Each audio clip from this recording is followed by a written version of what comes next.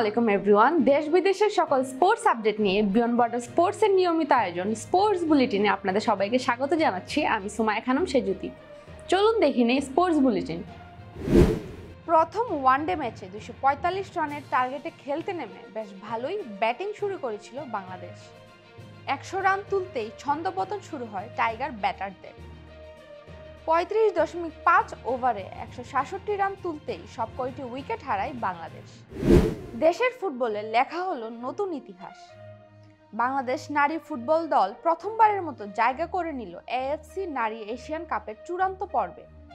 শক্তিশালী মিয়ানমারকে 2-1 গোলে হারিয়ে আগামী বছর অস্ট্রেলিয়ায় হতে যাওয়া এএফসি নারী এশিয়ান কাপে জায়গা করে নিল বাংলাদেশের মেয়েরা। মরক্কোর সঙ্গে বাংলাদেশ জাতীয় ফুটবল দলের প্রীতি ম্যাচ আয়োজনের প্রস্তাব দেন যুব ও ক্রীড়া উপদেষ্টা আসিফ মাহমুদ। মরক্কোর রাজধানী রাবাতে অবস্থিত রয়্যাল মরক্কান ফুটবল ফেডারেশন পরিদর্শনকালে এ প্রস্তাব দেন তিনি।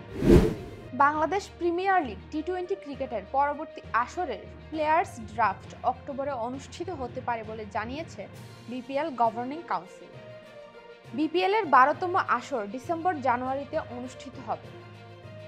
পরিচালনা পর্ষদের এক সভা শেষে এই ঘোষণা দেওয়া হয়। অনূর্ধ্ব 18 এশিয়া কাপে নিজেদের প্রথম ম্যাচেই হারিয়ে দিয়েছে শক্তিশালী হংকংকে। চীনের দাজু হকি ট্রেনিং সেন্টারে বাংলাদেশ মুখোমুখি হয় হংকংয়ের।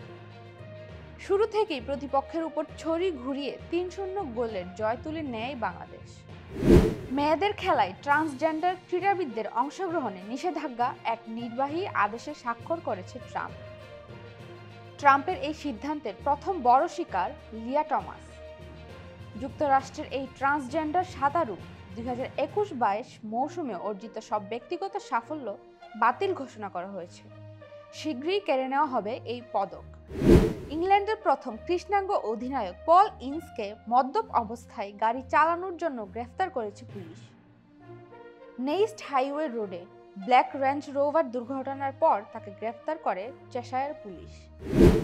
ধানমন্ডির রিয়াগোপ মহিলা ক্রীড়া কমপ্লেক্সে 5 দিনব্যাপী আন্তঃজেলা অনূর্ধ্ব 18 নারী কাবাডি প্রতিভা অন্বেষণ শুরু করেছে বাংলাদেশ মহিলা ক্রীড়া সংস্থা।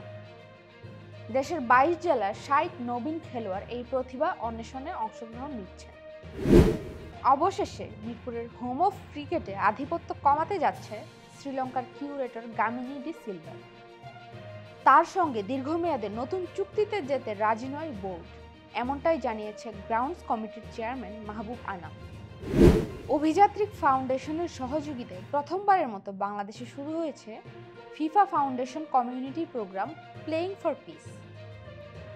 অভিযাত্রিক ফাউন্ডেশন এই প্রকল্পের মাধ্যমে ঢাকা শহরের 1000-এর অধিক শিশুকে 2 বছরের জন্য ফুটবল প্রশিক্ষণ এবং টুর্নামেন্টের আওতায় নিয়ে আসার পরিকল্পনা করছে। দেখে নিলাম আজকের স্পোর্টস বুলেটিন। চলুন দেখি কাল কোথায় কোন খেলা দেখবেন। বিকেল 4টায় দেখবেন অ্যান্ডারসন টেন্ডুলকার ট্রফির দ্বিতীয় টেস্টের তৃতীয় দিনের খেলা। কাল রাত 8টায় দেখবেন ওয়েস্ট ইন্ডিজ অস্ট্রেলিয়া দ্বিতীয় টেস্টের তৃতীয় দিনের খেলা। এই ছিল আমার হাতে থাকা সর্বশেষ স্পোর্টস আপডেট।